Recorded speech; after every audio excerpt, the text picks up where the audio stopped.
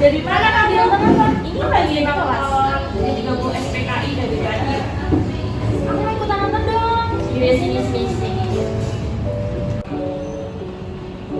Apa? Panggilan panser dari panggilan kamar ini.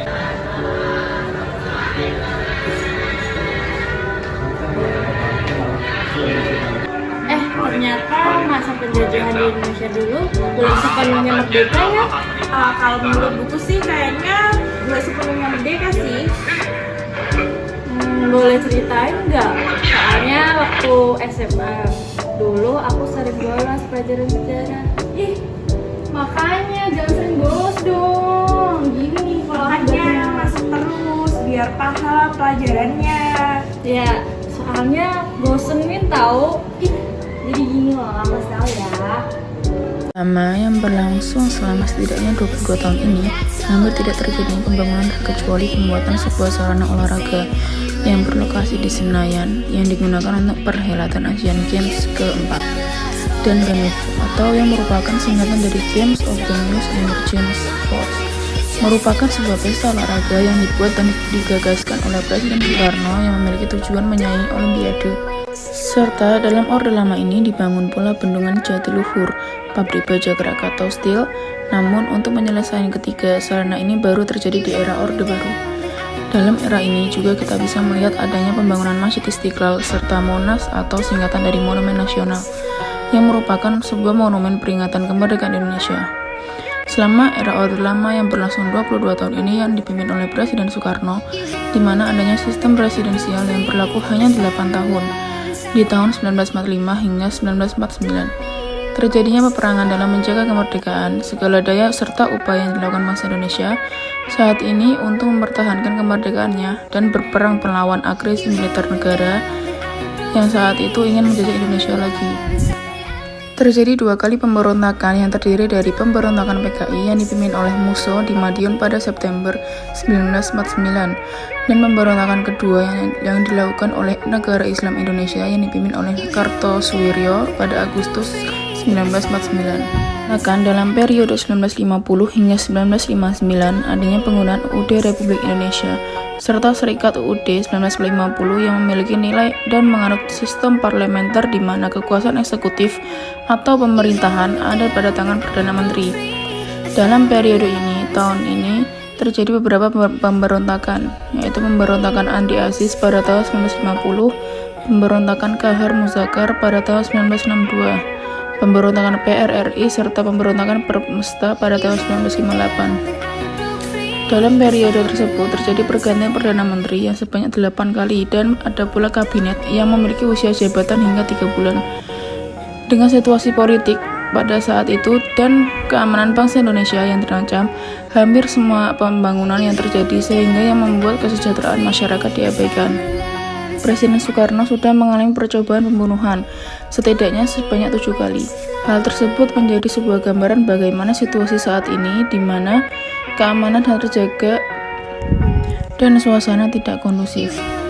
Yang pertama, usaha pembunuhan yang pertama terjadi dengan adanya kejadian penggranatan di perguruan Cikini pada tanggal 30 November 1957. Adapun usaha yang kedua, pembunuhan yang terjadi pada tahun 9 Maret 1960, di mana terjadinya ledakan yang berasal dari hasil tembakan Canon 23 mm.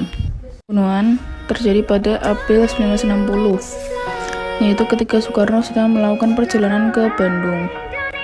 Adapun yang keempat, usaha pembunuhan di mana Presiden Soekarno berusaha dibunuh saat berada di Makassar. Yang kelima, pembunuhan dengan cara menembak yang dilakukan oleh anggota DITII bernama Bahrom. Dan adapun yang sebagainya. Orde Baru sebutan bagi masa pemerintahan Soekarno-Hatta di Indonesia. Awal mula pemerintahan di era Orde Baru ini muncul setelah dikeluarkannya surat perintah yang berlaku pada kurang lebih 32 tahun pada 11 Maret 1966 hingga 1988, Diangkatnya Soeharto menjadi Presiden Indonesia juga menandakan era Orde Baru menggantikan Presiden Soekarno. Penamaan Orde Baru ini digunakan yaitu perbandingan dengan masa sebelumnya, yaitu Orde Lama. Pada pemerintahan Orde Baru ini masih menggunakan pemerintahan presidensial. Pada masa ini juga terjadi kemajuan dalam demokrasi di Indonesia, di mana seperti yang dapat dilihat dari hasilnya, inflasi menurun dan mata uang Indonesia menjadi lebih stabil. Namun, walaupun mengalami perkembangan tersebut, kekuasaan dari seluruh pemerintahan pada saat itu ada di tangan presiden seutuhnya. Hal ini yang menyebabkan runtuhnya era Orde Baru dikarenakan adanya krisis moneter di tahun 1997. Setelah adanya krisis tersebut, kondisi ekonomi negara Indonesia semakin memburuk. Hal ini bukan hanya dialami Indonesia saja, namun juga berbagai negara lain. Kondisi yang terjadi pada saat itu membuat korupsi, kolusi, serta nepotisme atau KKN menjadi semakin tinggi dan angka kemiskinan juga meningkat. Era Orde Baru berakhir pada tahun 1998 dengan pengunduran diri Soeharto sebagai presiden yang membuat kemunculan era reformasi. Di pemerintahan Orde Baru, yang pertama, kuatnya pengaruh militer atau dui fungsi ABRI. 2. Terbatasnya pilihan politik. 3. Pembangunan yang masif. Dan 4. Pemerintahan sentralistik.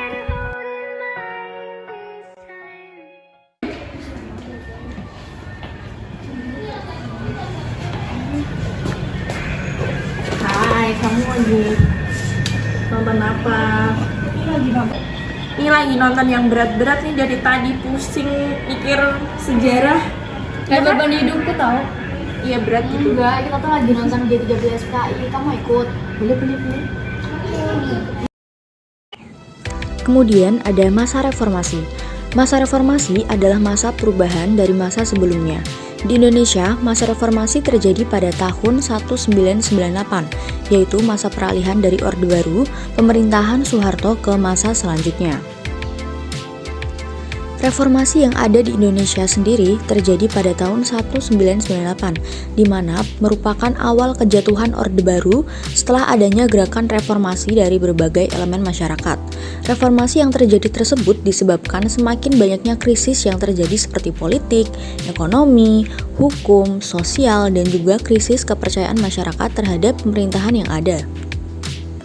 Pada masa reformasi ini, Presiden Habibie membuat reformasi berskala besar pada sistem pemerintahan yang ada.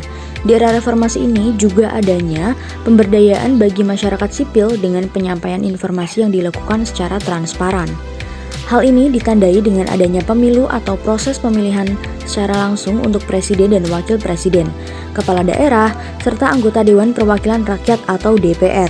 Pemilihan umum tersebut pertama kali dilaksanakan secara langsung pada tahun 2004. Berikut tujuan adanya masa reformasi.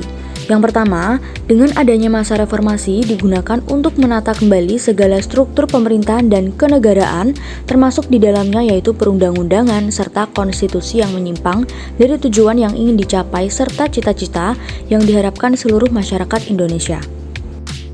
Yang kedua, dengan adanya masa reformasi, diharapkan melakukan perubahan serius secara bertahap dalam menemukan berbagai nilai baru dalam kehidupan masyarakat berbangsa dan juga bernegara. Yang ketiga, dengan adanya masa reformasi, diharapkan adanya perbaikan dalam berbagai bidang kehidupan, yaitu politik, ekonomi, sosial budaya, serta pertahanan dan keamanan. Dan yang terakhir, dengan adanya masa reformasi, diharapkan dapat menghapus dan menghilangkan berbagai kebiasaan dan cara hidup masyarakat Indonesia yang tidak sesuai dengan hukum yang ada, seperti KKN, kekuasaan yang otoriter, segala penyimpangan yang terjadi dan penyelewengan oleh oknum yang tidak bertanggung jawab. Jadi gitu guys. Wah gila ya perjuangan pahlawan kita dulu. Lebih effort ini sih daripada mantan kita. Iya.